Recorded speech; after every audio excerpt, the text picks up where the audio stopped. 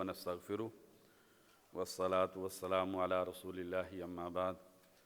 اللہ تبارک و تعالیٰ سے دعا ہے اللہ تبارک و تعالیٰ ہمارے سینوں کو کھول دے اور جو باتیں ہم کر رہے ہیں اللہ تبارک و تعالیٰ اس سے زیادہ اچھا بننے کی ہمیں توفیق عطا فرما دے۔ بسم الله الرحمن الرحيم الحمد لله رب العالمين وصلى الله وسلم وبارك على النبي الأمين وعلى آله وصحبه أجمعين ومن تبعهم بإحسان إلى يوم الدين. اللهم اغفر لشيخنا ولمشايخه ولوالديه وللحاضرين أجمعين. بإسنادكم نفعنا الله بعلومكم إلى أمير المؤمنين في الحديث أبي عبد الله محمد بن إسماعيل البخاري رحمه الله تبارك وتعالى أنه قال في كتابه الصحيح: باب قول النبي صلى الله عليه وسلم: كن في الدنيا كأنك غريب أو عابر سبيل.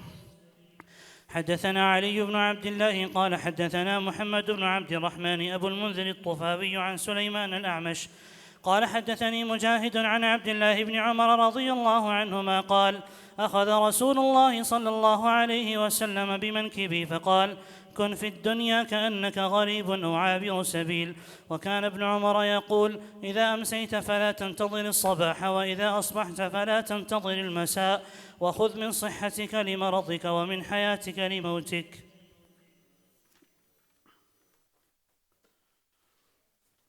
باب قول النبی صلی اللہ علیہ وسلم کن فی الدنیا کأنک غریب۔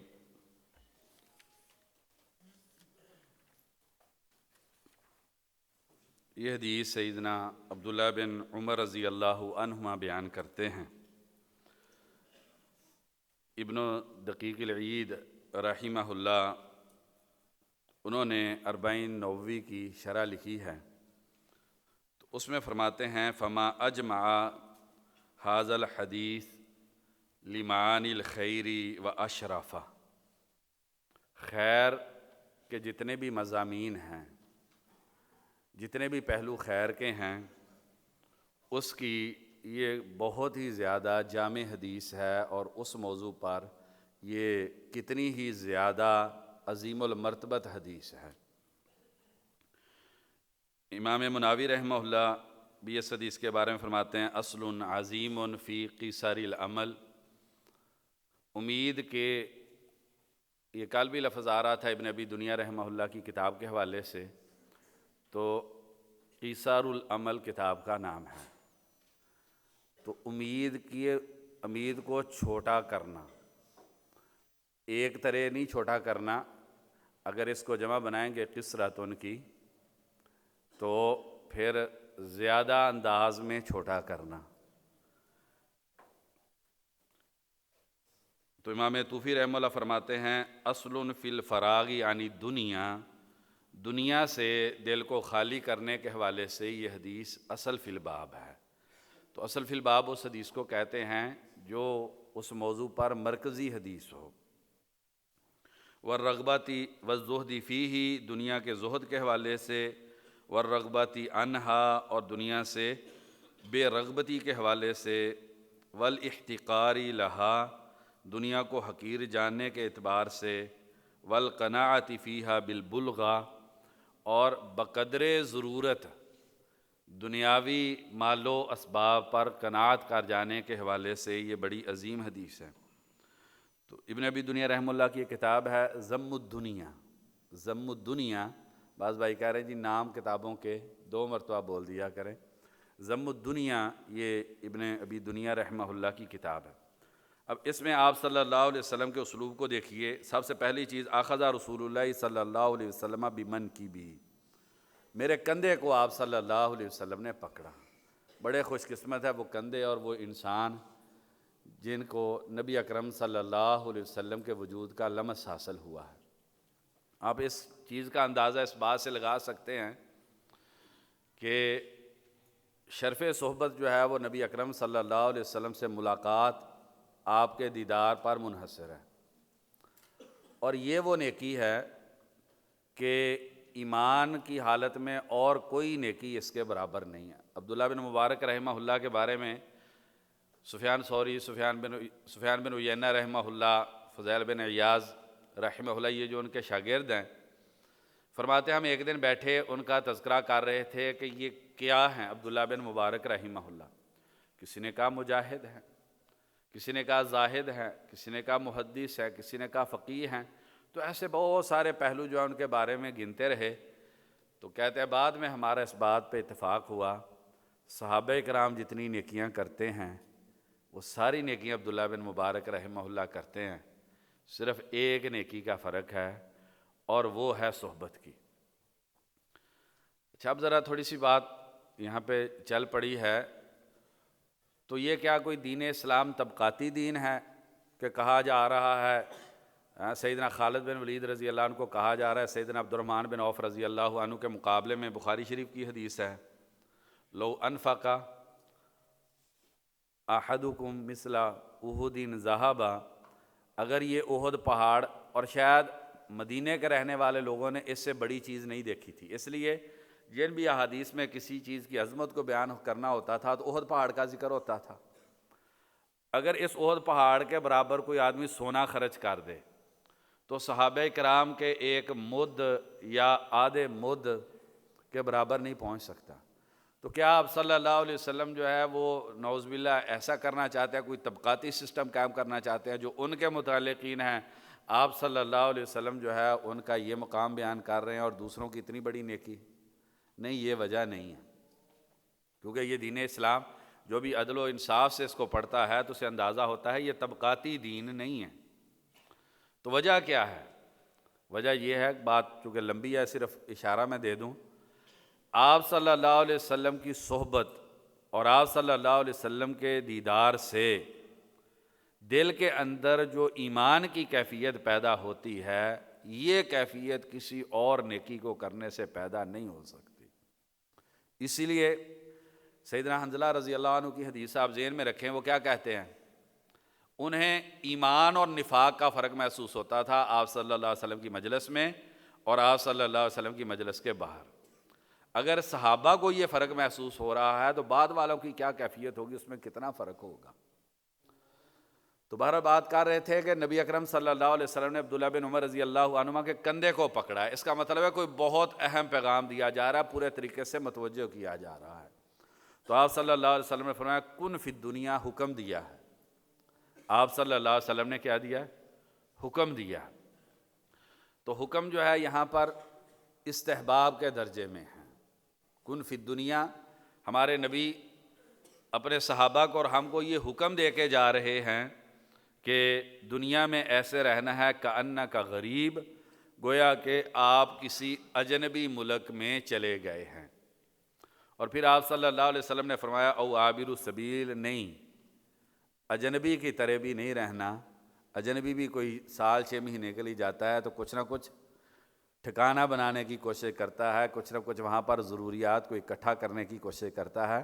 پھر آپ صلی اللہ علیہ وسلم نے او اضراب کے لیے یا انتقال کے لیے بمعنی بل ہے، فرمایا نہیں، ایسے بھی زندگی نہیں گزارنی ہے بلکہ راہ چلتے مسافر جیسی زندگی گزارنی ہے. اور کبھی نہیں آپ نے دیکھا ہوگا نا، آپ وہ مسافر آج والا نہ سمجھے جس کے پاس لینڈ کلوزر ہے اور اس کے اندر فریج بھی ہے، اے سی بھی ہے، اور اس میں وہ آدمی پوری دنیا کی جو ہے نا جی وہ نعمتیں رکھ کے چل سکتا ہے. اس دور کے مسافر کے حوالے سے دیکھیں کہ یا آپ پیدل چل رہے ہیں یا آپ کے پاس کیا ہے، اونٹ ہے جس پہ آپ سفر کر رہے ہیں. تو انسان اس حالت میں کتنا کا اپنے ساتھ رکھ سکتا ہے. تو آپ صلی اللہ علیہ وسلم نے فرمایا انسان کیا کرتا ہے، اپنی ترجیحات پھر متعین کرتا ہے. میں سفر پہ جا رہا ہوں، اتنے دن لگیں گے، اس سفر میں مجھے یہ مسائل ہیں، ان کی ضرورتوں کے لیے میرے لیے سب سے اولا یہ چیز ہے، مجھے پانی زیادہ چاہیے، مجھے کھانے کے لیے کھجوریں چاہیے وغیرہ. بالکل انسان سفر کے لیے جب زیادہ راہ پکڑتا ہے، آپ اس عربوں کے ماحول کو ذہن کے اندر رکھیں تو انسان کیا کرے گا، سب سے کم مقدار میں اور سب سے اچھے انداز کی چیزیں جو ہے وہ اپنے لیے منتخب کرے گا. تو اپنی ترجیحات جو ہے وہ انسان، اس حدیث میں ہمیں پیغام دیا جا رہا ہے. تو دنیا کی تقلیل زہد تو ہے ہی ہے، ساتھ یہ ہے کہ اس کے بارے میں بھی اپنی ترجیحات جو ہے اس کو، اور بڑا خوبصورت دیکھیں، اب عابر سبیل کو قرآن و حدیث میں کیا کہا جاتا ہے؟ ابن السبیل۔ اس کے لیے تعبیر کیا ہے؟ ابن السبیل کی تعبیر ہے، اسے رستے کا بیٹا کہا جاتا ہے۔ تو اس تعبیر کے اندر خود بہت بڑی معنویت ہے، اس کے اندر خود بہت بڑی معنویت ہے کہ دنیا کی کسی چیز کی طرف اس کی نسبت نہیں ہے، اس کی نسبت رستے کی طرف ہے جس رستے پہ وہ چل رہا ہے۔ اور پھر عبداللہ بن عمر رضی اللہ عنہما کیا فرماتے تھے کہ اس حدیث کا مطلب کیا ہے؟ اذا امسیت فلا تنتظر الصباح واذا اصبحت فلا تنتظر المساء وخذ من صحتك لمرضك ومن حیاتك لموتك۔ شام کر لی ہے تو صبح کا انتظار نہ کریں۔ کیا مطلب ہے صبح کا انتظار نہیں کرنا؟ یعنی کہ صبح سے آپ نے مکمل طور پر نا امید ہو جانا ہے، آپ نے صبح کی امید نہیں رکھنی، آپ نے جو رات ملی ہے اس کو آپ نے اپنی زندگی کی آخری رات سمجھ کے گزارنا ہے۔ ایسے ہی سمجھ لیں آپ، اگر کسی آدمی کے بارے میں پھانسی کا فیصلہ ہو جائے اور کہا جائے رات تمہارے پاس ہے اور صبح تمہیں پھانسی لگ جانی ہے، تو اس کی کیا کیفیت ہوگی؟ تو اسی انداز کے اندر جو ہے وہ انسان کو یہ دنیا کے شب و روز گزارنے چاہیے۔ اب نام میرے ذہن سے اتر گیا ہے، میں نے ایک سلف کے بارے میں پڑھا ہے کہ ان کے بارے میں تراجم کی کتاب میں لکھا گیا کہ اگر ان کو یہ بتلا دیا جاتا کہ تمہاری موت کا دن فلانا دن ہے، تو ان کے وقت میں ایسی گنجائش نہیں تھی کہ وہ اس سے جو پہلے عمل کر رہے تھے اس سے زیادہ عمل کر پاتے۔ یعنی اس طریقے سے ہمارے اسلاف نے زندگی گزاری، اگر ان کو بتا بھی دیا جائے کہ تمہاری زندگی اتنی ہے تو وہ اس سے زیادہ عمل نہیں کر سکتے تھے جتنے وہ کر رہے تھے۔ وہ حقیقی معنی میں اس حدیث کو سمجھے ہیں کہ امید نہیں رکھنی۔ کیونکہ شیطان کے جو بنیادی ہتھیار ہیں وہ دو ہیں، یا تین کر لیں، یعدہم ویمنیہم، اور دوسری جگہ پہ کیا ہے؟ یزینو، مزین و خوبصورت کر دے گا، جھوٹے وعدے دے گا، امیدیں جو ہے وہ انسان کو لگا دے گا، بعد میں توبہ کر لیں گے۔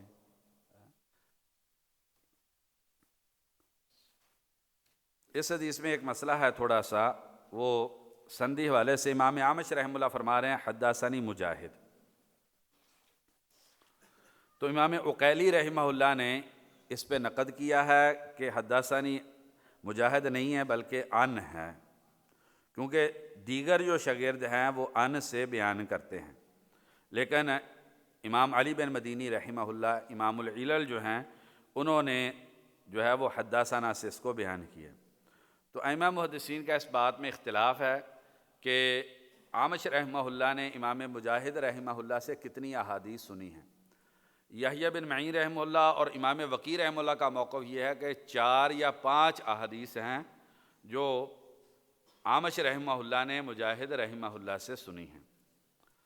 علی بن مدینی رحمہ اللہ کا موقف ہے 10 احادیث کا، اور امام بخاری رحمہ اللہ کا موقف ہے تقریباً 30 احادیث کا۔ امام بخاری رحمہ اللہ کا یہ نقطہ نظر امام ترمذی رحمہ اللہ نے العلل الکبیر کے اندر جو ہے یہ نقل کیا۔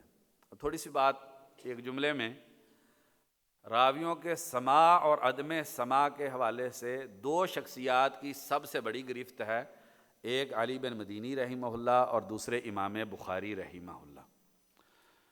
تو بہت سارے راویوں کے بارے میں آپ پڑھیں گے کہ بہت سارے ائمہ ان سے سماع کا نفی کریں گے، لیکن ان کی صراحت سماع جو ہے وہ کدھر موجود ہوگی؟ بخاری میں ہوگی۔ اب اس کی مثال وہی لے رہے ہیں، امام مسلم رحمہ اللہ نے صحیح مسلم کے مقدمے میں تقریباً 15 اسانید کے بارے میں یہ دعویٰ کیا ہے کہ ان کی صراحت سماع نہیں ملتی۔ ان میں سے 5 کے قریب جو ہے وہ سند بخاری شریف میں، اور 5 میں صراحت سماع بخاری کے اندر موجود ہے۔ تو بہرحال یہ ایک ذیلی بات تھی۔ بعض نے درمیان میں لیث بن ابی سلیم کا جو ہے واسطہ جو ہے اس میں ذکر کیا ہے، تو امام بخاری رحمہ اللہ نے اس واسطے کو نہیں لیا، تو امام بخاری رحمہ اللہ کا انتقاء اور انتخاب جو ہے وہ دوسروں کی بنسبت زیادہ مضبوط ہے۔ بہرحال امام طیبی رحمہ اللہ فرماتے ہیں کہ یہ او جو ہے یہ شک کے لیے نہیں ہے بلکہ تخییر اور اباحت کے لیے ہے، بلکہ فرماتے ہیں کہ نہیں، زیادہ بہتر یہ ہے کہ یہ بمعنی بل ہے۔ حدیث کی شرح کے لیے جہاں پر ہم شروع حدیث کا مطالعہ کرتے ہیں وہاں پر ابن حبیرہ رحمہ اللہ کی ایک کتاب ہے الافصاح، یہ بھی ضرور مطالعہ کے اندر جو ہے وہ رہنی چاہیے۔ انہوں نے بڑی خوبصورت وضاحت کی ہے، وہ فرماتے ہیں جو کسی اجنبی ملک کے اندر ہوتا ہے وہ اس ملک کے رہنے والوں کی مجلسوں میں جا کے ان کے ساتھ مقابلے شروع نہیں کرتا، نہ بلڈنگوں کے حوالے سے نہ دیگر چیزوں کے حوالے سے۔ اور دوسری بات جو انہوں نے اس سے بھی بڑی کی ہے وہ سمجھنے والی ہے، وہ کہتے ہیں کہ اسے پریشانی نہیں ہوتی اگر اس کے لباس کا طریقہ کار اور اس کا طرز بود و باش اس ملک میں رہنے والے لوگوں سے اگر مختلف ہو جائے تو اسے اس پہ ٹینشن نہیں ہوتی۔ تو اس کے اندر بڑا ایک اہم پیغام یہ دے دیا گیا۔ ہماری جو اس وقت بڑی ہمارے لیے پریشانی والی بات بنی ہے وہ یہ جملہ ہے کہ زمانے کے ساتھ چلنا مجبوری ہے، زمانے کے ساتھ چلنا مجبوری ہے۔ تو اسی مجبوری نے ہمیں لاچار بلکہ اپاہج کر دیا ہے۔ زمانے کے ساتھ چلنے کی یہ جو بات ہم نے کی ہے اسی نے ہماری جو ہے وہ نیکی تقویٰ جو ہے نا اس کو بہت زیادہ خراب کر دیا اور ہمیں بہت زیادہ دنیا دار بنا دیا۔ وہ کہتے ہیں کہ اجنبی ہے، اس کا جوتا وہ اس علاقے کے لوگوں سے میچ نہیں کرتا، اس کا لباس نہیں کرتا، دیگر چیزیں اس کی ان جیسی نہیں ہیں، تو اس کو مسافر کو تو کوئی ٹینشن نہیں ہوتی یا اس اجنبی کو اس کے حوالے سے کوئی ٹینشن نہیں ہوتی کہ میری تو ان کے ساتھ چیزیں ملتی جلتی نہیں ہیں، کیونکہ وہ ایک اپنے مخصوص مقصد کے لیے آیا ہوا ہے اور اس کو جاننے والا ہی نہیں ہے۔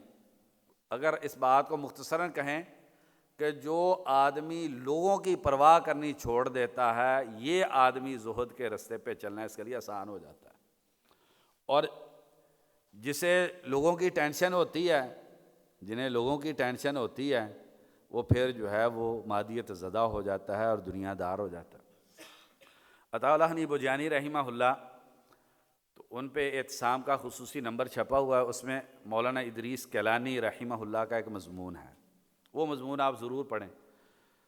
تو یہ اس لیے قریب کی بات کر رہے ہیں، کوئی بہت زیادہ دور کی نہیں ہے، تاکہ ہم سمجھ سکیں کہ کیسے یہ دنیا میں کیسے آدمی مسافر ہوتا ہے اور کیسے انسان جو ہے وہ غریب ہوتا ہے۔ فرماتے ہیں کہ میں ٹرین سے ایک اسٹیشن پر اترا تو میں نے استاد محترم عطا اللہ نیبوجانی رحمہ اللہ کو دیکھا، تو میں نے جب میری نگاہ ان پہ پڑی تو میں پریشان ہو گیا۔ کیسے؟ کہتے ہیں کہ پگڑی تھی پھٹی ہوئی تھی اور اس کے واضح طور پہ پھٹا ہونا نظر آ رہا تھا اور پھٹے ہوئے کپڑے وہ لٹک رہا تھا، اور پاؤں کے اندر جوتی والی کیفیت، مجھے جو یاد پڑتا وہاں پر یہ لکھا ہے کہ جوتی نہیں تھی، آپ اس میں جا کے اصل مراجعہ کر لیں کیسے واقعہ۔ تو کہہ رہے میں نے سمجھا کہ استاد جی کے ساتھ کوئی حادثہ پیش آ گیا ہے، تو میں نے کہا کہ استاد جی خیریت، کوئی اللہ خیر کرے؟ تو کہنے لگے نہیں کچھ نہیں۔ کدھر جا رہے ہیں؟ جی میں ڈی ایس پی کو ملنے جا رہا ہوں، الرحیق جو رسالہ اس کی میں نے اجازت لینی ہے، کسی افسر کا نام ذکر کیا، کہا استاد جی آپ کو اس حالت میں کسی نے اس افسر کے سامنے پیش نہیں ہونے دینا۔ تو کہنے لگے دیکھیں نا، لوگوں کی باتوں کی پرواہ ہمیں بہت ہوتی ہے، کہنے لگے ہیں کہ اللہ تبارک و تعالیٰ جو ہے وہ میرا کام آسان کر دیں گے۔ اللہ تبارک و تعالیٰ پر یقین ہمارا کمزور ہو کے لوگوں پر جب سے یقین مضبوط ہو گیا نا ہمارا، تب سے ہی ہم جو ہے وہ ڈی ٹریک ہو گئے، اور ایسے ہی ہوا، گئے ہیں اور جا کے ان کا کام ہو گیا۔ مولانا حنیف ملتانی ایک ہوا کرتے تھے مکہ میں، انہوں نے مجھے خود اپنا واقعہ آپ کے اسلام آباد شہر کا سنایا۔ یہ ان کی کیفیت تھی، اس طرح کے وہ تھے، مولانا عطا اللہ حنیف بوجانی رحمہ اللہ اس طرح کے تھے۔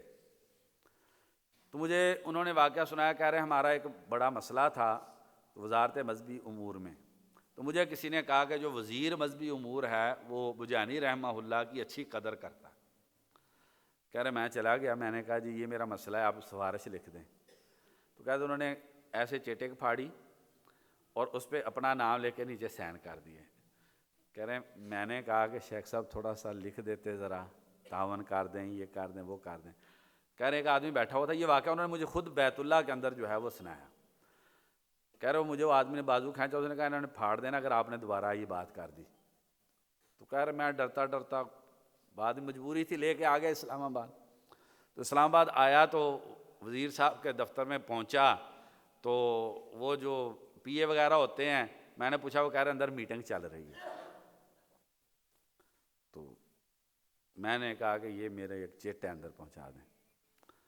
کہہ رہے ہیں کہ بس ابھی تھوڑا وقت گزرا اور وزیر ننگے پاؤں دوڑ کے باہر، ادھر دیکھ رہا ہے، ایسے کر کے دیکھ رہا ہے، کافی سارے لوگ تھے، ایسے کر کے دیکھ رہا ہے. تو عدنان بھائی آپ کی ملاقات ہے نا مولانا حنیف صاحب سے؟ باب بلال پہ نہیں؟ اچھا. تو وہ ادھر دیکھ رہا ہے ادھر، مجھے تو یقین ہی نہیں تھا کہ میرے بارے میں آیا ہوگا. تو میں تھوڑا سا آگے ہو گیا سامنے کر کے نا، اس نے لگا لیا صاحب اہل حدیث یہ کوئی ہوگا. اس نے مجھے اشارہ کیا تو کہہ رہا بجانی رحمہ اللہ نے بھیجا آپ کو؟ میں نے کہا جی. وہ سمجھ بیٹھا تھا کہ بجانی رحمہ اللہ خود آگے، ننگے پاؤں، اس نے جوتی بھی نہیں ڈالی اور ننگے پاؤں دوڑ کے باہر آ گیا کہ بجانی رحمہ اللہ باہر کھڑے ہوں گے. تو پوچھا کیا مسئلہ ہے، میں نے بتلایا تو اس نے فوراً سیکرٹری کو کہا کہ اس کا کام ہو جانا چاہیے. جب سے ہم نے لوگوں پر اعتماد شروع کر دیا نا جی، لوگ کیا کہیں گے، لوگ کیا کہیں گے. ایک اور واقعہ یہ بھی اعتصام کے اندر لکھا ہوا ہے.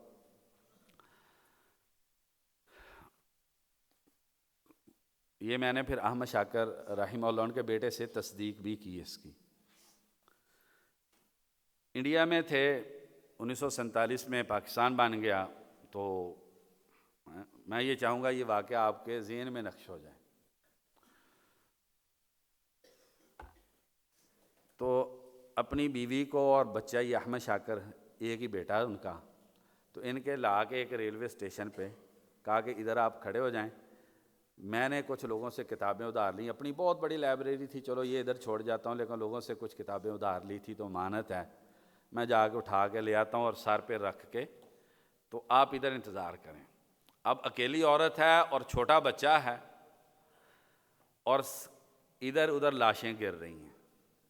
قتل و غارت آپ نے پڑھے ہی ہے معاملات جو تھے. تو کافی وقت گزر گیا، بیوی پریشان ہے اب، اور سارا قتل و غارت آنکھوں کے سامنے ہو رہی ہے. کافی وقت گزر گیا، آئے نہیں. پھر کافی دیر کے بعد آئے تو سر پہ کتابیں رکھی ہوئی ہیں اور ہاتھ کے اندر ایک کتاب ہے، اس کو پڑھتے چلے آ رہے ہیں. تو جب پڑھ کے چلیں گے تو رفتار تو تیز نہیں ہوگی.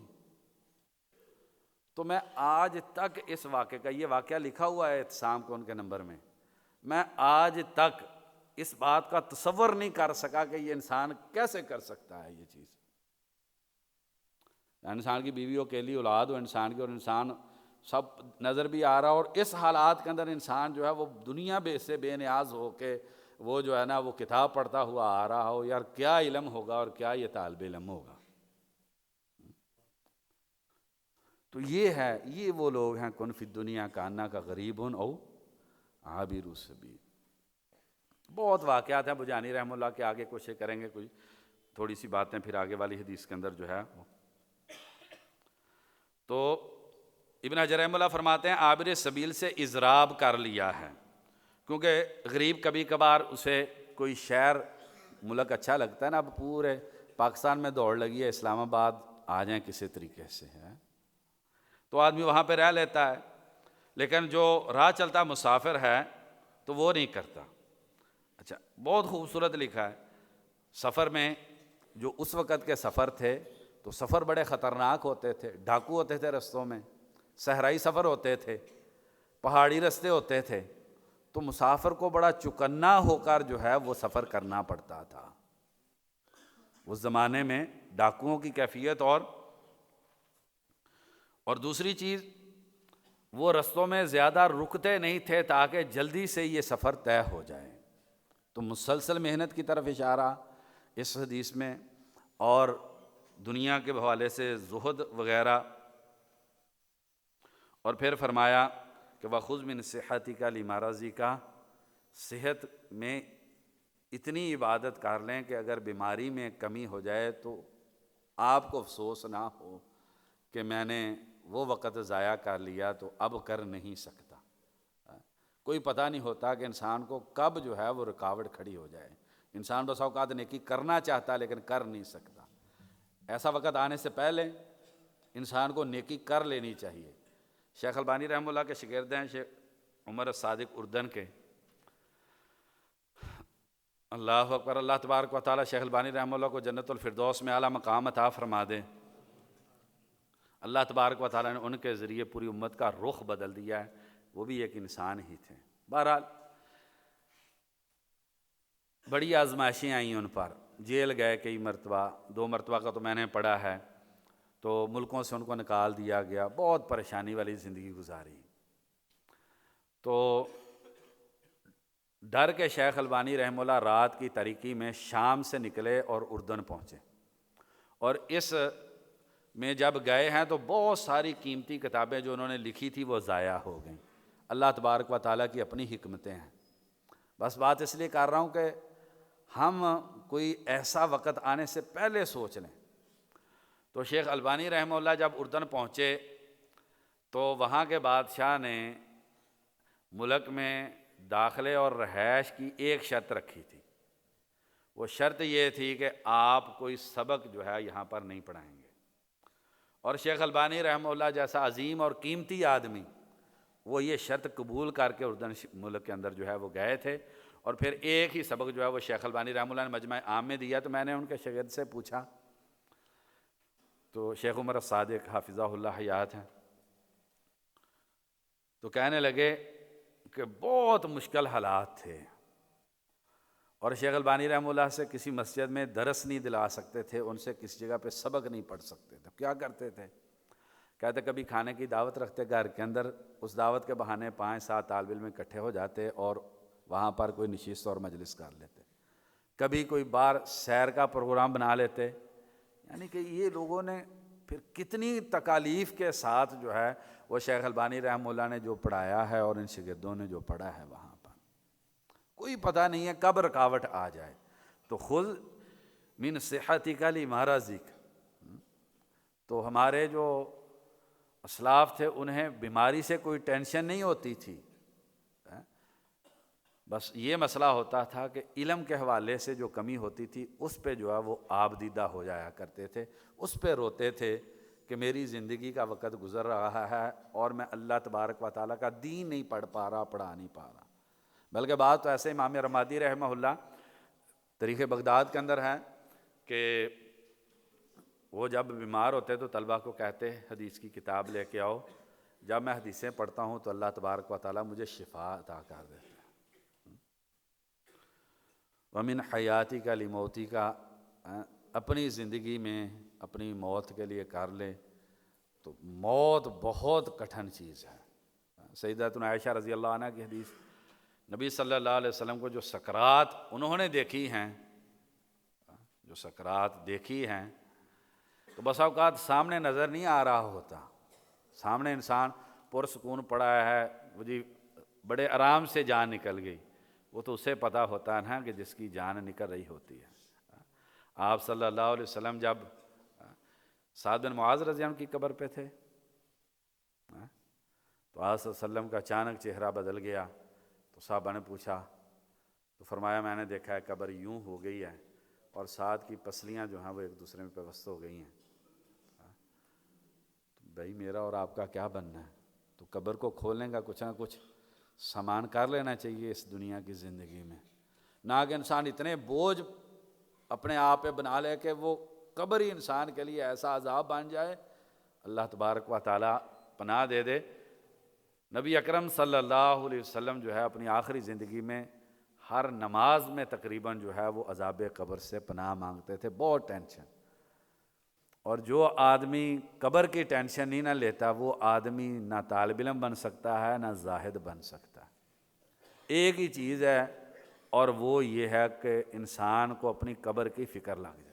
عمر بن عبدالعزیز رحمہ اللہ ایک رات تو چیخیں مارنے لگے، دھاڑے مارنے لگے، سارے گھر والے آ گئے، دیکھا رو رہے ہیں بڑے، انہوں نے رونا شروع کر دیا۔ پوچھا، کہنے لگے میں نے یہ رات کی تاریکی دیکھی تو مجھے اپنی قبر کی تاریکی یاد آ گئی۔ اللہ تبارک و تعالی ہماری قبریں جو ہیں اسے روشن کر دے، تو کچھ نہ کچھ سامان قبر کا کر لینا چاہیے۔ کوئی پتہ نہیں ہے، ہم یہ جملہ بولتے ہیں ہمیں کوئی پتہ نہیں ہے موت کب ہے، لیکن جو ہمارا یقین ہے وہ اس کے بالکل الٹ ہے۔ ہم سمجھتے ہیں 60-70 سال تو کہیں نہیں گئے، 60-70 سال۔ تو ہمارے اکثر اسلاف جو ہے نا جی، وہ رات کو حسن بصری رحمہ اللہ اور عمر بن عبدالعزیز رحمہ اللہ کے میں نے بہت زیادہ واقعات پڑھے ہیں جو رات کی تاریکی میں روتے تھے۔ جب دل کا آئینہ صاف ہو جاتا ہے پھر تھوڑی تھوڑی چیزیں جو ہیں انسان کے لیے نصیحت بن جاتی ہیں، اور جب انسان اپنے دل کو سیاہ کر لیتا ہے تو پھر گھر میں پڑی ہوئی لاشیں بھی انسان کے لیے نصیحت کا سامان نہیں کرتی۔ اب دیکھ لیں ادھر لاش پڑی ہوئی ہوتی ہے اور ہم موبائل کے اندر کس طرح کی چیزیں دیکھ رہے ہوتے ہیں اور اس مجلس کے اندر کیسی باتیں کر رہے ہوتے ہیں۔ وَمِنْ حَيَاتِكَ لِمَوْتِكَ، ابن بطار رحمہ اللہ فرماتے ہیں کہ جو اجنبی ہوتا ہے وہ لوگوں کے ساتھ ہنس ہنس کے باتیں نہیں کرتا، بلکہ وہ وحشت زدہ سا اس کے چہرے سے پتہ چلتا ہے کہ یار یہ ایک علیحدہ طرح کا آدمی ہے، ڈرا ڈرا سا رہتا ہے۔ تو بہرحال تو اس کے اندر بلغہ اور کفاف، سب سے بڑا پیغام جو اس حدیث کے اندر وہ کیا ہے؟ بلغہ اور کفاف۔ آگے ہم پڑھیں گے تو اس میں آ جائے گا کہ فقر زیادہ اچھا ہے یا کہ مالداری۔ امام قرطبی رحمہ اللہ کا موقف یہ ہے کہ سب سے افضل حالت کفاف کی ہے، کیونکہ نبی صلی اللہ علیہ وسلم نے اپنے لیے اور اپنی نسل کے لیے کفاف مانگا ہے۔ آپ صلی اللہ علیہ وسلم نے پیسے نہیں مانگے، اللہم اجعل رزق آل محمد قوتا کفافا۔ قوت اور کفاف کیا ہوتا ہے؟ وہ تھوڑی سی تھوڑی چیز جس کو استعمال کر کے انسان اپنی زندگی بچا سکتا ہے اس کو قوت کہتے ہیں۔ ابو داؤد کی وہ حدیث کچھ نہ کچھ اس کی صحت کے حوالے سے اختلاف موجود ہے کہ آدم کے بیٹے کے لیے چند لقمے کافی ہیں، زندگی گزارنے کے لیے چند لقمے کافی ہیں، اگر تم انکار کرو تو پھر ثلث جو ہے یہ آخری حد ہے جو اس حدیث کے اندر جو ہے وہ ہم کو دی جا رہی ہے کہ ثلث پیٹ جو ہے وہ کھانا آپ کھا لیں۔ تو اللہ تبارک و تعالی ہمیں بھی بلغہ اور کفاف جو ہے تو قوت آپ صلی اللہ علیہ وسلم نے یہ مانگی ہے۔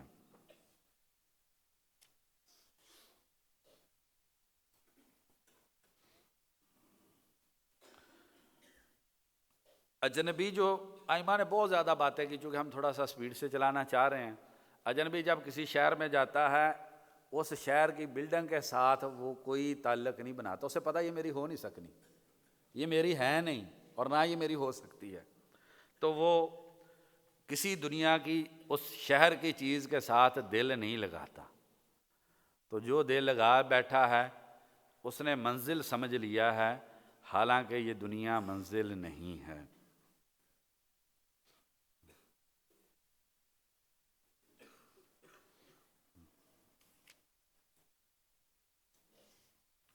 جی پڑھیں جی۔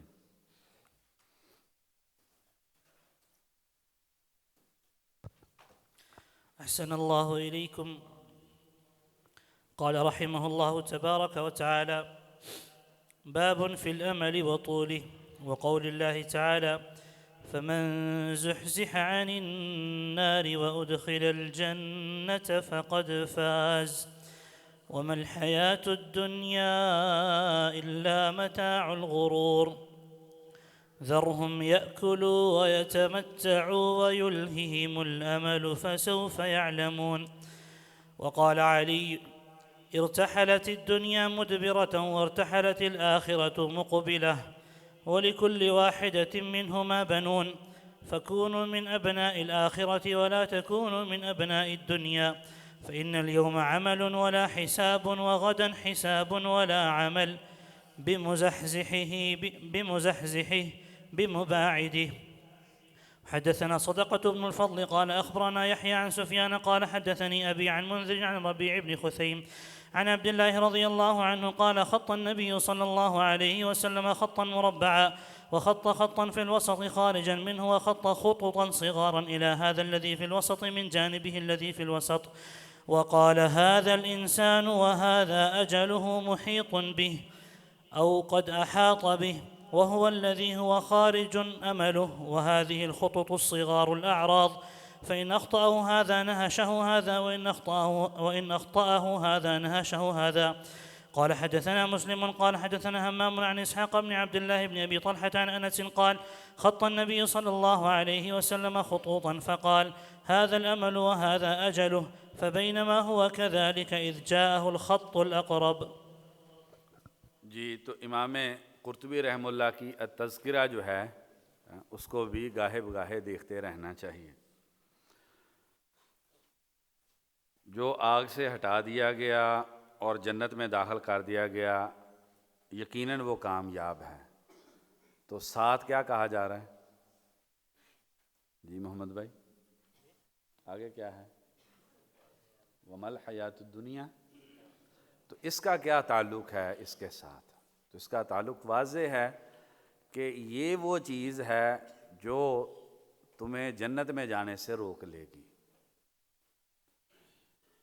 کامیابی تو جنت میں جانا ہے، جہنم سے بچ جانا ہے، لیکن دنیا کا ذکر کیا گیا یہ وہ چیز ہے جو تمہیں جنت میں جانے سے روک لے گی اور جہنم میں لے جانے کا ذریعہ بن جائے گی. یہ ہے نا حفت النار بالشہوات. یہ جو دنیا کی خواہشات ہیں یہی پکڑ پکڑ کے جو ہے وہ انسان کو جہنم میں لے جانے والی ہیں. وحفت الجنت بالمکارہ. اس کے لیے مشکلات برداشت کرنی پڑتی ہیں، اس کے لیے آگ کا سمندر پار کرنا پڑتا ہے. کیوں؟ الا ان سلعۃ اللہ غالیہ. جنت اللہ کا سامان ہے اور یہ سامان بہت مہنگا ہے، اور اس کے لیے اللہ تبارک و تعالیٰ نے مومن کی جان اور مال خرید لیا ہے. نہ جان اپنی مرضی سے استعمال کر سکتا ہے، نہ مال اپنی مرضی سے استعمال کر سکتا ہے. جس کو بیچ دی جاتی چیز وہ پھر اپنی مرضی سے اس نے استعمال کرنی ہوتی ہے، اور جو مومن اپنی مرضی سے اپنی جان اور مال کو استعمال کر لیتا ہے تو اس کا مطلب یہ ہے کہ اس نے اپنی بیع کو توڑ دیا. جب بیع توڑ دی ہے تو اس کا مطلب یہ ہے کہ جنت اس کی مخدوش ہو گئی ہے، مشکل ہے اس کا پھر جنت تک پہنچنا. تو اب اس میں امید اور امیدوں کا لمبا ہونا. امام بخاری رحمہ اللہ اس والے سے بات کر رہے ہیں. سیدنا انس رضی اللہ عنہ فرماتے ہیں التصویف جند من جنود ابلیس عظیم. ٹھہر کے کر لوں گا یہ شیطان کے لشکروں میں سے بہت بڑا لشکر ہے. جو انسان یہ کہتا ہے میں ٹھہر کے کر لوں گا، توبہ بعد میں کر لوں گا، سبق بعد میں پڑھ لوں گا، ذکر بعد میں کر لوں گا، پھر کر لوں گا، تو اس انسان کو یقین کر لینا چاہیے کہ وہ شیطان کے ہتھے چڑھ چکا ہے. کیونکہ صحابی رسول فرماتے ہیں کہ شیطان کے عظیم لشکروں میں سے ایک لشکر تصویف ہے.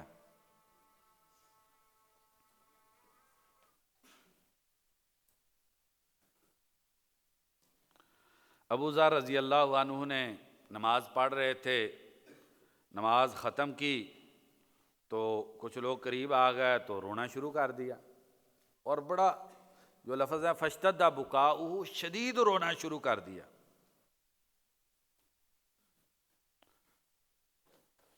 تو پوچھا کیوں رو رہے ہیں جی اتنا شدید؟ کہتے ہیں قاتلنی حب یوم لا ادرکہ. اس دن کی محبت نے مجھے قتل کر دیا ہے جس دن کو میں پا نہیں سکتا. پھر سمجھنا آئی بات، یہ کیا بات ہوئی کہ میں اس لیے رو رہا ہوں کہ مجھے اس دن کی محبت نے قتل کر دیا ہے جس دن کو میں پا نہیں سکتا. تو پوچھا گیا یہ کیا؟ کہنے لگے طول العمل، امیدیں لمبی کر لی میں نے، اور میری امیدیں تو میری زندگی پوری ان کو پورا نہیں کر سکتی. جتنی امیدیں لگائی ہیں میں نے، خواہشات میں نے پال لی ہیں، تو یہ تو پوری زندگی ان کو پورا نہیں کر سکتی، اور اسی نے میری جو ہے وہ زندگی جو ہے وہ تباہ و برباد کر کے رکھ دی ہے. ابو درداء رضی اللہ عنہ دمشق میں تھے، تو ایک دن اہل دمشق کو پکارتے ہیں، ان کو بلاتے ہیں، اور پھر کہتے ہیں استمعوا، میری بات اچھے سے سن لو. مالی اراکم تبنون، میں دیکھ رہا ہوں تم بلڈنگیں کھڑی کر رہے ہو، ایسی بلڈنگیں بنا رہے ہو ما لا تسکنون، جس میں تم نے مستقل رہائش اختیار نہیں کرنی، تجمعون ما لا تأکلون، اتنا اکٹھا کر رہے ہو جن کو تم نے کھا نہیں لینا، اور ایسی امیدیں لگا کے بیٹھے ہو جن امیدوں کو تم نے پا نہیں سکنا۔ تو لہٰذا ان تینوں چیزوں کو چھوڑ دو۔ اب صحابہ کرام کی زندگی کیسے ہوتی تھی؟ جب کسی کی شادی ہو جاتی، جب کمرہ ایک گھر ایک کمرے کا ہے، کل ہم بات کر رہے تھے، تو جس کی شادی ہو جائے گی، امی ابو اور یہ لڑکا اور اس کی دلہن کیسے کمرے میں رہیں گے؟ کیا کرتے تھے؟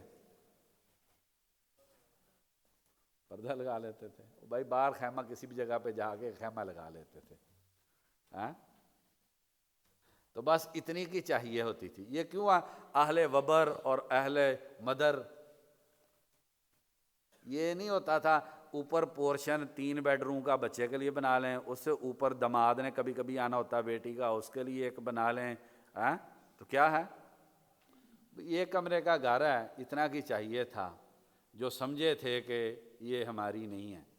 تو جب شادی ہوتی تھی، وہ سیدنا علی رضی اللہ عنہ کا واقعہ بخاری شریف میں پڑھ لیں کہ انہوں نے شادی کے لیے تیاری کی، وہ حمزہ رضی اللہ عنہ نے جو ہے وہ اونٹنیوں کو ذبح کر دیا، تو ان کے پاس کچھ تھا نہیں، تو اس کے حدیث کے اندر موجود ہے کہ وہ میں نے ایک خیمہ جو ہے اس کا انتظام کرنا تھا اور اس کو جو ہے اس کے اندر رہنا تھا۔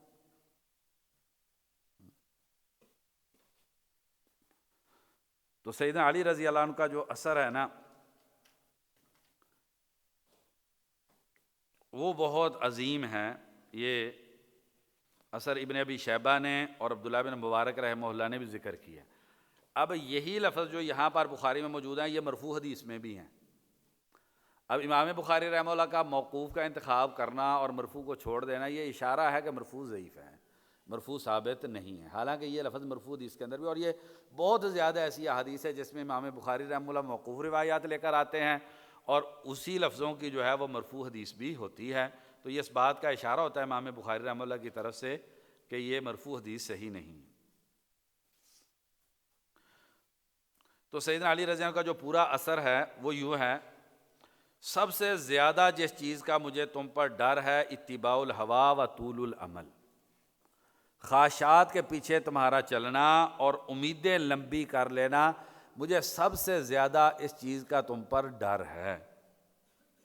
کہتے ہیں جو اتباع الہوا ہے، جو خواہشات ہیں، جو شہوات ہیں، فیصد عن الحق کی، تو یہ حق سے روک لیتی ہیں۔ کیا مطلب ہے؟ حق سمجھ نہیں آتا، اگر حق سمجھ میں آ جائے تو انسان عمل نہیں کر پاتا، اور لمبی امیدیں جو ہیں یہ تمہیں آخرت بلا دیں گی۔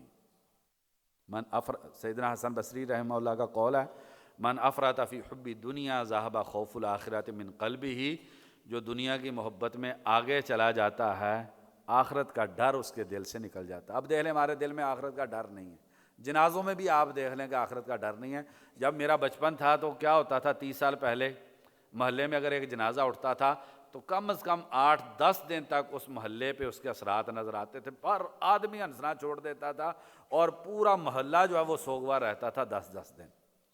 اب تو میت گھر میں پڑی ہوتی ہے اور موبائل اور مجلسیں، عمران خان، شہباز شریف، نواز شریف، یہ ساری باتیں چل رہی ہوتی ہیں۔ تو جس نے دنیا کی ٹینشن لے لی اس کی آخرت خراب ہو گئی، جس نے آخرت کی ٹینشن لے لی اس کی دنیا خراب ہو گئی۔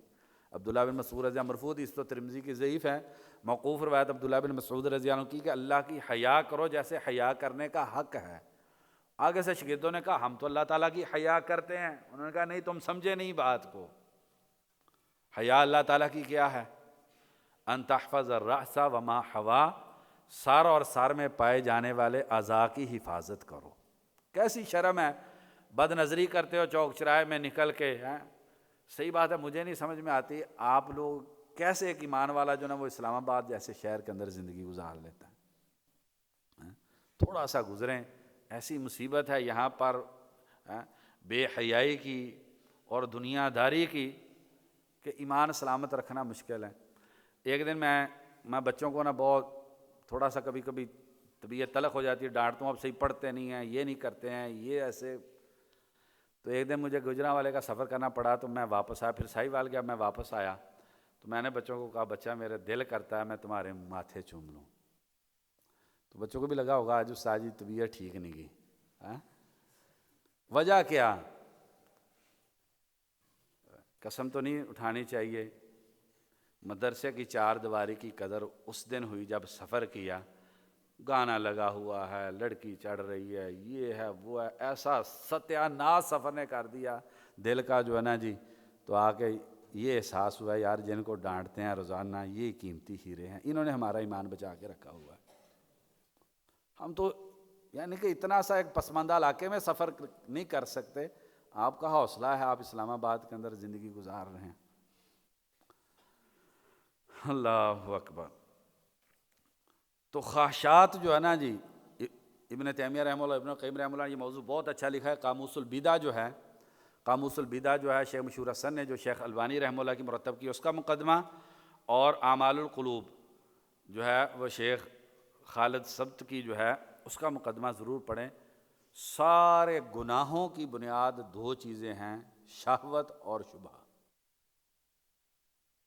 ہر گناہ کے پیچھے یا شہوت ہے یا شبہ ہے یا یہ دونوں چیزیں. اس لیے اللہ تبارک و تعالیٰ نے نبی اکرم صلی اللہ علیہ وسلم کو دو ذمہ داریاں دے کر بھیجی، ایک تزکیے کی اور دوسری تعلیم کی. تزکیے کے ذریعے شہوات کا علاج ہوتا ہے اور قرآن و حدیث کی تعلیم کے ذریعے شبہات کا علاج ہوتا ہے. تو کیا کہتے ہیں کہ یہ شہوات، اتباع ہوا جو ہے نا، یہ تمہیں اللہ تبارک و تعالیٰ نے اب مثال دیکھیں کیسی قرآن مجید میں بیان کی ہے کہ جو آدمی خواہش نفس کے پیچھے چلنے والا ہے، اللہ تبارک و تعالیٰ نے اس کی مثال کتے کی مثال بیان کی ہے. کیونکہ جانوروں میں ابن القیم رحمہ اللہ نے اعلام الموقعین میں لکھا ہے بدترین کردار ہرس کا، لالچ کا، ہوس کا، شہوت پرستی کا، وہ جانوروں میں سب سے بدترین طریقہ کار کتے کا پایا جاتا ہے. وہ لکھتے ہیں کہ سارے جانور منہ اٹھا کے چلتے ہیں، کتا واحد جانور ہے ہر چیز کو سونگھتا ہوا چلتا ہے کہ شاید کچھ مل جائے. اور پھر بہت خوبصورت دیکھا، وہاں پہ پڑھ لے چونکہ وقت نہیں ہے، بھائیوں نے کہا تھوڑی سی سپیڈ چلائیں، پتہ نہیں کیسے چلتی ہے. تو کہتے ہیں کہ اگر اس کو کتے کو پتھر ماریں، سارے جانوروں کو ماریں، وہ بھاگتے ہیں آگے لگ کے. کتا واحد جانور ہے، بھاگ کے دوبارہ اس کی طرف آتا ہے، شاید یہ کوئی کھانے والی چیز مجھے ماری گئی ہو، میں اس کو دیکھ لوں. اور تیسری چیز کیا لکھی ہے؟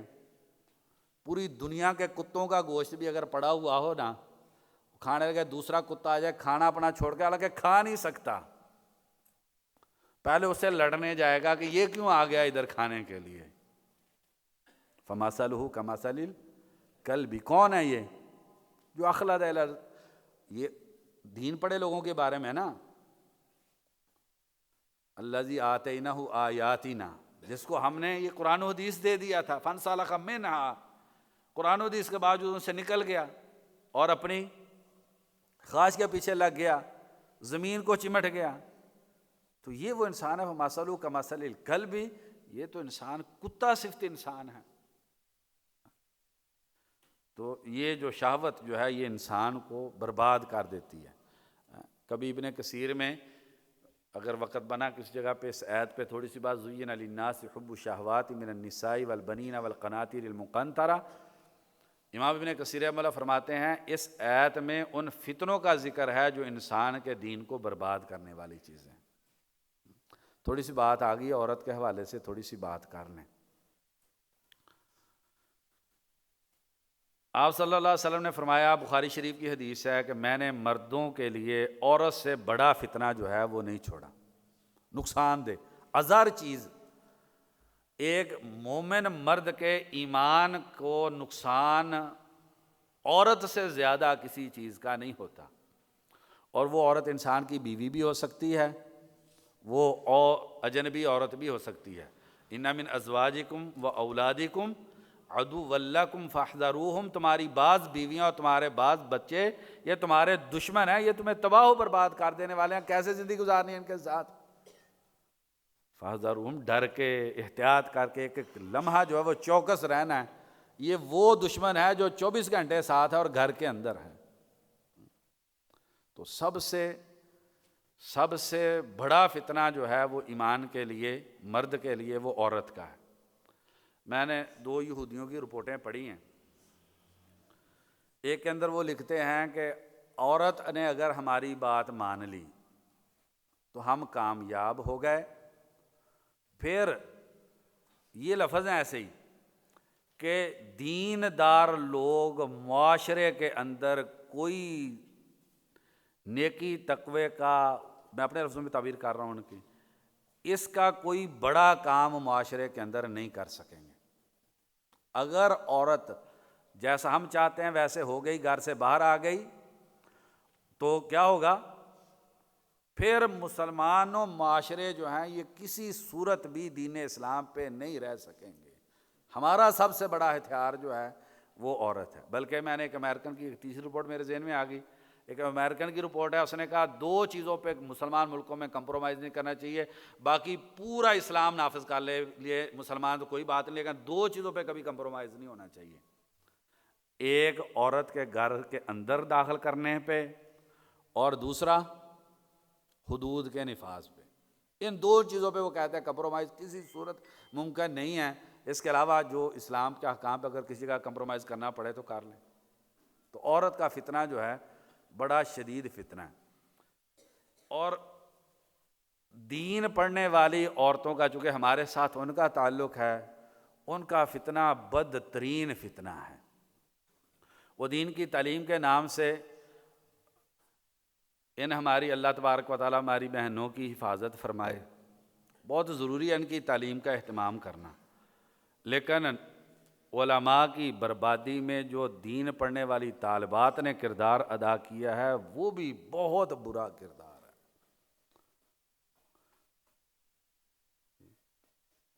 اب زیادہ تفصیل اس پہ کہہ نہیں سکتے۔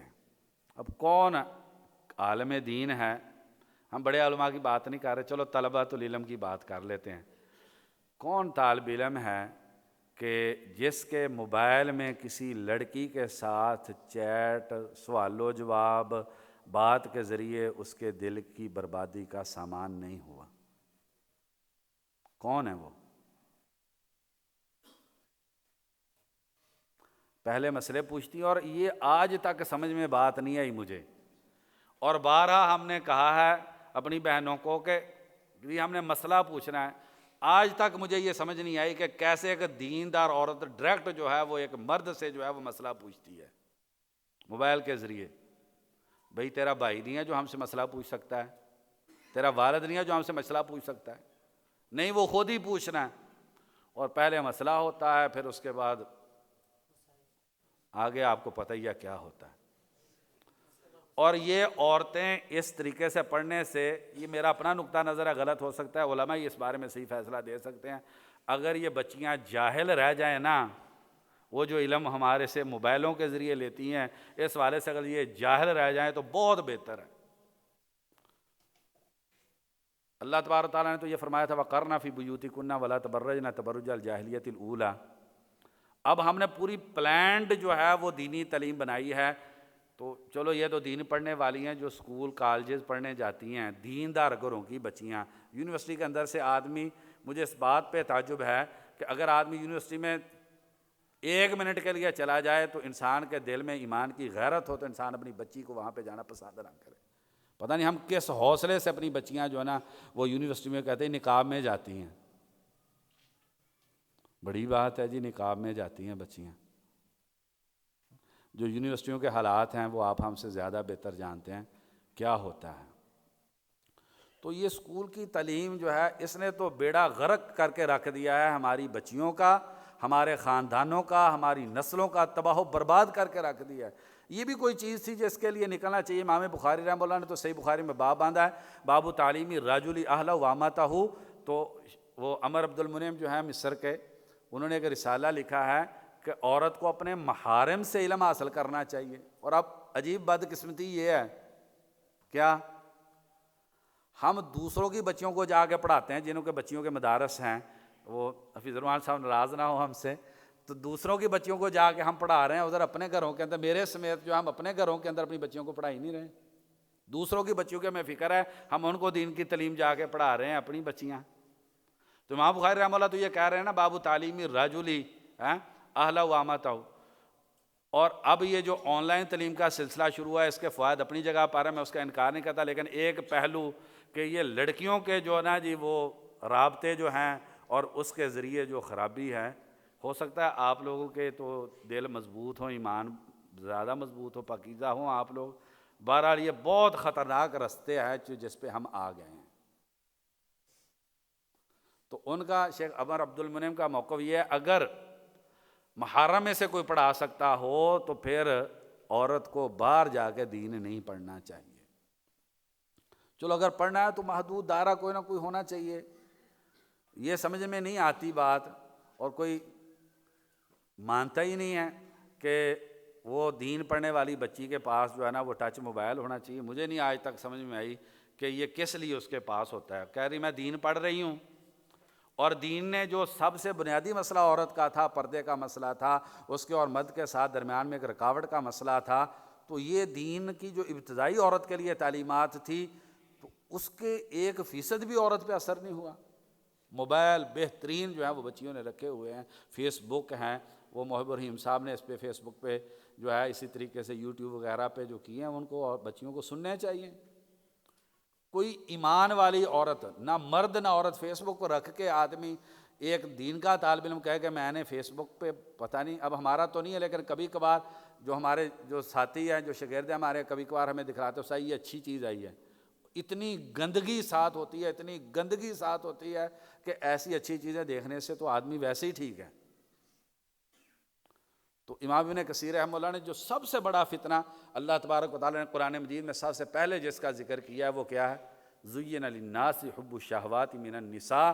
عورت دین کا بیڑا غرق کرے گی، اپنے بھی دین کا بیڑا غرق کرتی ہے اور دیندار لوگوں کا بھی دین کا بیڑا غرق کرتی ہے۔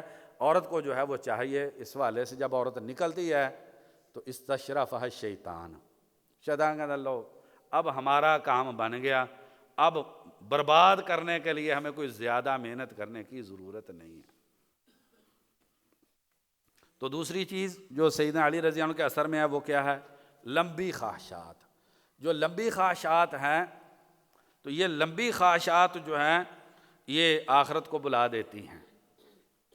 اب اس کے حوالے سے تھوڑی سی ایک بات، یونیورسٹی میں بچیوں کے پڑھنے جانا اور ہمارا جا کے وہاں پہ پڑھانا کو ایجوکیشن ماحول کے اندر، تو شیخ مقبل رحمہ اللہ یمن کے عظیم مجدد، اللہ تبارک تعالیٰ نے جنت الفردوس میں اعلیٰ مقام عطا فرمائے، کسی نے ان سے پوچھا کہ جہاں پر کو ایجوکیشن ہو وہاں پر آدمی دین پڑھانے کے لیے، دینی تعلیم پڑھانے کے لیے جائے، تو انہوں نے کہا میری سمجھ کے مطابق تو یہ جائز نہیں ہے۔ انہوں نے کہا اگر ہم نہیں جائیں گے تو برے لوگ جائیں گے یونیورسٹیوں میں اور جا کے خراب کر دیں گے۔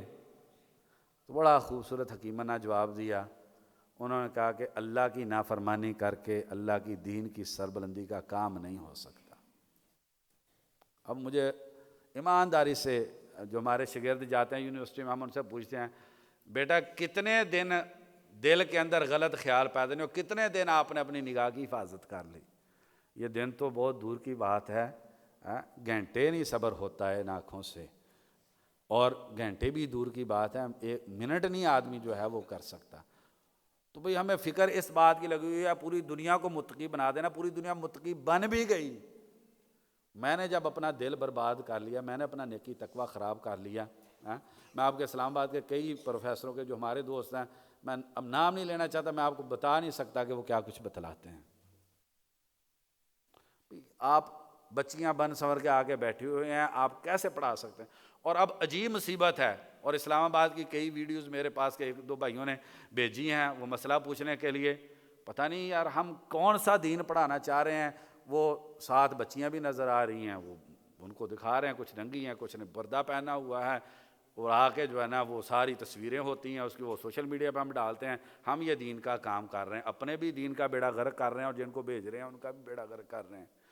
یا ادھر کوئی سینسر لگا ہوا ہے آپ کے پاس اسلام آباد میں کہ آپ کو کوئی پریشانی نہیں ہوتی ہے، ہمیں بھی دے دینا، وہ ہمیں بھی وہ چیز بتا دیں۔ بھئی یہ انسٹیٹیوٹ جو اب کراچی کے اندر بھی میں گیا ہوں، اسلام آباد کے اندر بھی، جس کو اللہ تبارک تعالیٰ نے تھوڑی سی صلاحیت دی اس نے کوئی نہ کوئی ادارہ بنا لیا، کیوں شہریار بھائی ایسے ہی ہیں، تو ادارہ بنا لیا کوئی نہ کوئی، اس میں لڑکے بھی پڑھ رہے ہیں، لڑکیاں بھی پڑھ رہی ہیں، اور ہر طریقے کی ہم دین کی خدمت کر رہے ہیں۔ بھئی ان کو پہلی چیز یہ تو بتلائیں نا، ابو داؤد شریف کی حدیث ہے، شیخ صاحب آپ تشریف لیں آگے، آ جائیں، اچھے نہیں لگ رہے، کوئی تو ہو نا جو ساتھ دینے والا ہو، آ جائیں آپ۔ تو ابو داؤد شریف کی حدیث ہے، نبی اکرم صلی اللہ علیہ وسلم نماز پڑھ کے نکلے ہیں، عورتیں مسجد نبوی سے نماز پڑھ کے نکلی ہیں۔ کون ہیں یہ؟ صحابیات ہیں، مسجد نبوی میں نماز پڑھی ہے، نبی صلی اللہ علیہ وسلم کے پیچھے نماز پڑھی ہے۔ اور امام بخاری رحمہ اللہ کا موقف یہ ہے کہ عورتیں صرف جہری نمازوں میں آتی تھیں، مغرب عشاء اور فجر میں، رات کی تریکی والی نمازوں میں آتی تھی۔ امام بخاری رحمہ اللہ کا موقف یہ ہے، آپ اس سے موافقت کریں یا مخالفت کریں، عورت ظہر عصر کی نماز جو ہے وہ مسجد میں نہیں پڑھ سکتی۔ امام بخاری رحمہ اللہ کا یہ موقف ہے، عورت جمعے کی نماز نہیں پڑھ سکتی۔ یہ ایک علماء کا اپنا مسئلہ ہے، اس میں اختلاف ہے، آپ اس کو دیکھ لیں، لیکن میں آپ کو بتا رہا ہوں امام بخاری رحمہ اللہ کا موقف یہ ہے۔ اب پھر وہ مغرب عشاء یا فجر کی نماز ہی پڑھنے اگر آئی ہوں گی، اگر امام بخاری رحمہ اللہ کا موقف صحیح ہے، اس کا مطلب یہ ہے کہ نبی صلی اللہ علیہ وسلم کے زبان اطہر سے قرآن مجید کی تلاوت بھی انہوں نے سنی ہے، ایسی ہوگا نا؟ تو کیا ایمان کی کیفیت ہوتی ہوگی وہ مسجد جہاں پر ایک نماز 1000 نماز کے برابر ہے۔ تو وہاں پر آپ صلی اللہ علیہ وسلم نکلے ہیں، عورتیں جا رہی ہیں، آواز دیا، کیا عورتیں تھوڑی سی درمیان میں چل رہی تھیں، فرمایا لیس لکن ان تحققن الطریقہ، رستے کے درمیان میں چلنا مسلمان عورت کے لیے جائز نہیں ہے۔ علیکن بحافات الطریق، رستے کے کناروں سے چلا کرو۔ اور امام ابو داؤد رحمہ اللہ نے نقل کیا، اس کے بعد جب بھی کبھی صحابیات نکلیں تو دیوار کے اتنا قریب ہو کے چلتی تھی کہ ان کی اوڑھنیاں دیواروں سے اٹک جایا کرتی تھی۔ یہ ہمارے دین پڑھنے والی بھی ایسی نکلتی ہیں۔ تو جو بھی بھائی یہ کام کر رہے ہیں نا، بچیوں کو پڑھانے کا کام کر رہے ہیں، انہیں سب سے پہلے شرعی پردے کے احکام جو ہیں وہ بتلائیں، اور ان کو گھروں میں بند کریں، ان کو کہیں اللہ کے لیے اپنا دین بھی بچائیں، ہمارا دین بھی بچائیں، اور مسائل پوچھنے بند کریں۔ یہ جو آپ تھوڑی سی جاہر رہ جائیں گی اچھی بات ہے، آپ اتنی کی جاہر رہ جائیں ٹھیک ہے، اگر مسئلہ پوچھنا ہے بھائی کو کہیں مسئلہ پوچھے، مسئلہ پوچھنا ہے اپنے والد کو کہیں، آپ اپنے نمبر سے کیوں رابطہ کرتی ہیں؟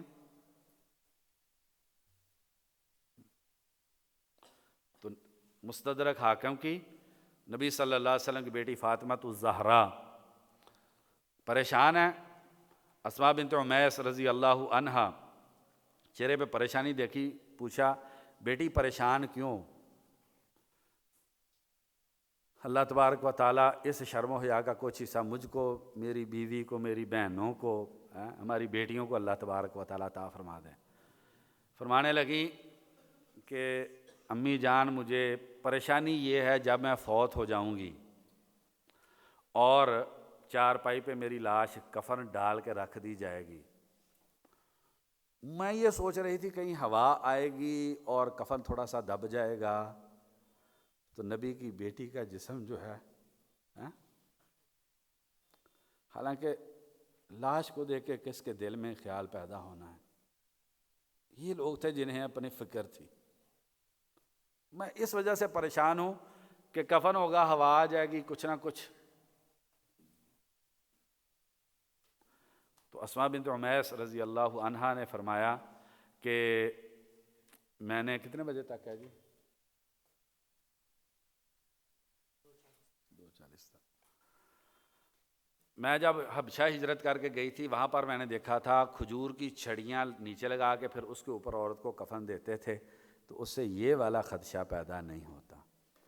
تو نبی کی بیٹی فرمانے لگی اماں جان اگر آپ کی زندگی میں فوت ہو جاؤں تو آپ نے مجھے ایسا ہی کفن دینا ہے۔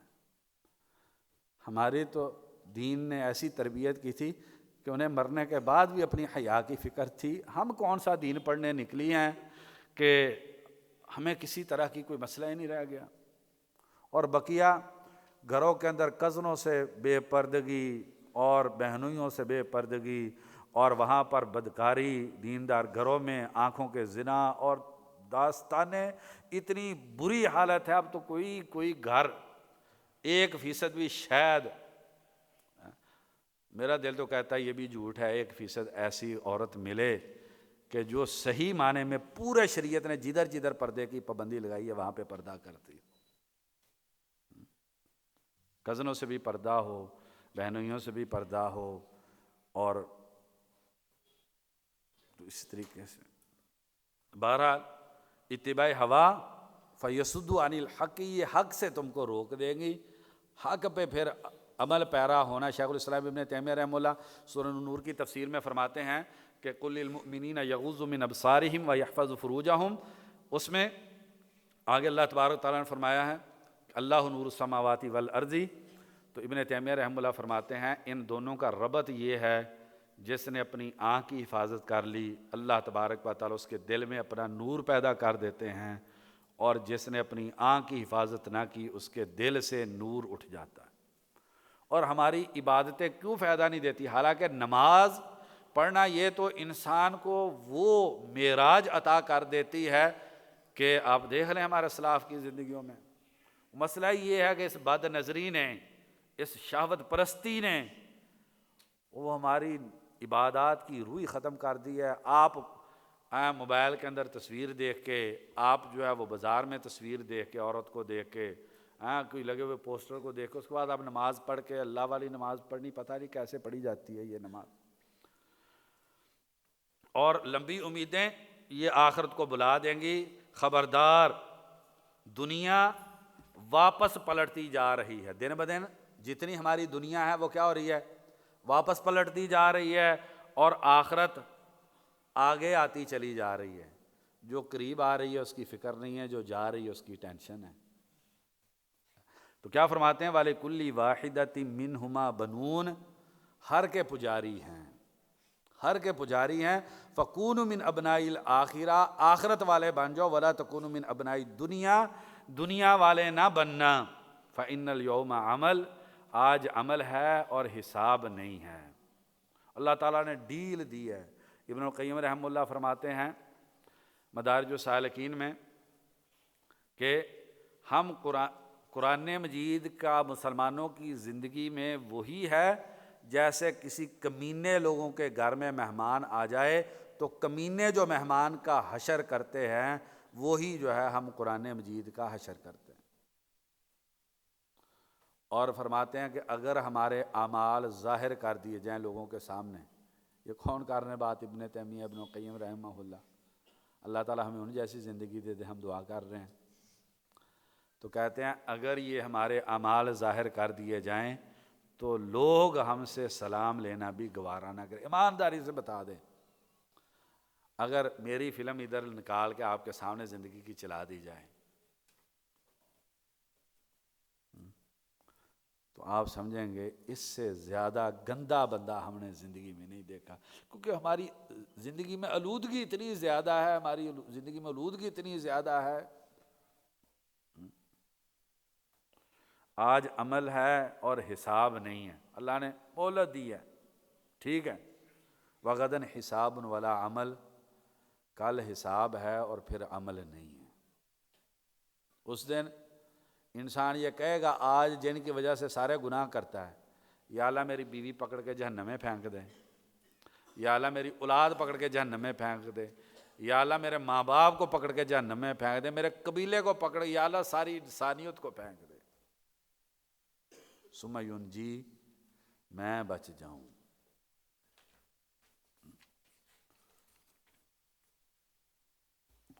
تو بہرحال چھوٹی امید یہ زہد کی حقیقت بھی ہے اور زہد کا سبب بھی ہے، کیونکہ ابن حجر رحمہ اللہ فرماتا ہے لمبی امید سے عبادت میں سستی پیدا ہوتی ہے اور توبہ انسان لیٹ کر لیتا ہے، دوسرا نقصان، دنیا کی رغبت پیدا ہوتی ہے، تیسرا نقصان، آخرت کو انسان بھول جاتا ہے، چوتھا نقصان، اور دل میں سختی پیدا ہوتی ہے۔ اور فرماتے ہیں دل کی نرمی اور صفائی موت، قبر، ثواب و عقاب اور قیامت کی ہولناکیوں کو یاد کرنے سے ہوتی ہے، جیسا کہ اللہ تبارک و تعالیٰ فرماتے ہیں فَطَالَ عَلَيْهِمُ الْأَمَدُ فَقَسَتْ قُلُوبُهُمْ، لمبی امید کا لازمی نتیجہ یہ ہے کہ دل سخت ہو جائے گا، اور جب دل سخت ہو جائے گا، ابن القیم رحمہ اللہ فرماتے ہیں ان ابعد القلوب من اللہ القلب القاسی، اللہ سے سب سے زیادہ دور وہ دل ہے جو دل سخت ہے۔ تو ابن حجر رحمہ اللہ فرماتے ہیں کہ اگر امید چھوٹی ہو جائے تو دل کے اندر نور پیدا ہو جائے۔ دوسری حدیث جو ہے، نبی صلی اللہ علیہ وسلم نے خط لگایا، چورس مربع خط لگایا، تو آگے وہ جو حدیث کے اندر جو ہے عمر بن عبدالعزیز رحمہ اللہ فرماتے ہیں کہ تمہاری امیدیں لمبی نہ ہو جائیں، تمہارے دل سخت ہو جائیں گے۔ حسن بصری رحمہ اللہ سے امام احمد رحمہ اللہ نے زہد میں نقل کیا ہے کہ جب بھی کسی بندے کی امید لمبی ہوئی ہے تو اس کے عمل خراب ہو گئے ہیں، بد عمل انسان ہو جاتا ہے۔ تو بد عمل انسان کے معلوم بھی ہے سب کچھ۔ شیخ امین اللہ پشاوری حافظہ اللہ ایک مرتبہ میری ان سے ملاقات ہوئی تو میں نے کہا کہ کس چیز کی آپ نصیحت کرتے ہیں کہ کریں؟ انہوں نے کہا کہ آپ بچوں میں یقین پیدا کر دیں۔ ہمارا سب سے بڑا مسئلہ وہ یقین کے نہ ہونے کا مسئلہ ہے۔ کہتے ہیں مسلم شریف کی حدیث ہے، جو آدمی 2 رکعتیں پڑھتا ہے، دل میں خیال نہیں لے کے آتا، یہ نہیں کرتا، جنت واجب ہو جاتی ہے۔ کہتے ہیں اگر کسی انسان کو اس حدیث پہ یقین ہو جائے، یہ 2 رکعتیں چھوڑ سکتا ہے؟ تو کہتے ہیں کہ ہمارا سب سے بڑا مسئلہ بے یقینی کا ہے۔ یہ کل بھی بات ہماری ہوئی، اور بے یقینی کا سب سے بڑا سبب جو ہے وہ امیدوں کا لمبا ہونا ہے۔ امیدوں کا لمبا ہو جانا یہ انسان کو جو ہے وہ بے یقین بنا دیتا ہے۔ اور پھر آپ صلی اللہ علیہ وسلم نے یہ چورس، اس کے اندر انسان اور موت کی لین پار کر کے ابھی تک امیدیں ہیں، اور ساتھ جو آپ صلی اللہ علیہ وسلم نے یہ والی آگے والی بات کی ہے نا، وَهَذِهِ الْخُطَطُ الصِّغَارُ الْأَعْرَاضُ، یہ بہت اہم چیز، اس پہ توجہ کرنے کی ضرورت ہے۔ کیا؟ دنیا انسان جتنا بھی زور لگا لے، صاف ستھری دنیا مل نہیں سکتی۔ انسان کو دنیا میں کوئی ٹینشن نہ ہو، یہ ممکن نہیں ہے انسان کے لیے۔ انسان کسی مصیبت سے دوچار نہ ہو، یہ ممکن نہیں ہے۔ دکھ نہ ہو انسان کے لیے، یہ ممکن نہیں ہے۔ تو یہ اتنی ٹینشنیں ہیں جو یہ نوچے گی، یہ نوچے گی، یہ نوچے گی، یہ نوچے گی، اگر ان سے بچ جائے گا تو موت آ پکڑ لے گی۔ شیخ الاسلام ابن تیمیہ رحمہ اللہ فرماتے ہیں اللہ تبارک و تعالیٰ کا ذکر اور اللہ تبارک و تعالیٰ کی عبادت، یہ الا بذکر اللہ تطمئن القلوب کے تحت فرماتے ہیں کہ اللہ تبارک و تعالیٰ کا ذکر اور اللہ تبارک و تعالیٰ کی عبادت کے بغیر انسان دنیا کی ساری نعمتیں حاصل کرنے کے باوجود اگرچہ یہ محال ہے، انسان چین کی اور روح کے سکون کی زندگی نہیں گزار سکتا۔ دنیا میں کون لوگ سب سے زیادہ پریشان ہیں؟ جن کے پاس پیسہ بہت زیادہ، تو انسان کا سونے کا بیڈ اور سب کچھ یہ وہ تو ٹینشن نہیں۔ جتنا پیسہ زیادہ ہوتا جاتا ہے اتنی ٹینشنیں زیادہ، اور اس وقت ڈپریشن کے اور سائیکالوجی کے جو مسائل ہیں، الامان والحفیظ، تو اللہ تبارک و تعالیٰ سے یہ جب دل ٹوٹ جائے گا، بلکہ شیخ صالح سندھی کا ایک میں کلپ سن رہا تھا، فرماتے ہیں اس دل کے دھڑکنے سے اس دل کا مر جانا بہتر ہے جس دل میں اللہ کی یاد نہیں ہے۔ مسلم شریف کی حدیث ہے نا، مثل الذی یذکر ربہ والذی لا یذکر مثل الحی والمیت، مثال جو اللہ کا ذکر کرتا ہے اور جو اللہ کا ذکر نہیں کرتا، زندے اور مردے کی مثال ہے۔ تو یہ دنیا کسی کو بھی صاف ستھری مل نہیں سکتی، اگر ملنی ہوتی تو نبی صلی اللہ علیہ وسلم کو مل جاتی۔ تو جب ایک چیز کے اندر ٹینشنیں لازماً رہنی ہیں، پھر اس کی اتنی ٹینشن لینے کی کیا ضرورت ہے؟ پھر انسان کو اس کے لیے اپنی آخرت جو ہے وہ برباد نہیں کرنی چاہیے۔ اللہ تبارک و تعالیٰ سے دعا ہے کہ اللہ احکم الحاکمین ہمیں حقیقی معنی میں ویسا بننے کی توفیق عطا فرما دیں جیسا بننا اللہ تبارک و تعالیٰ کو پسند ہے۔ سبحان ربک رب العزت عما یصفون وسلام علی المرسلین والحمد للہ رب العالمین۔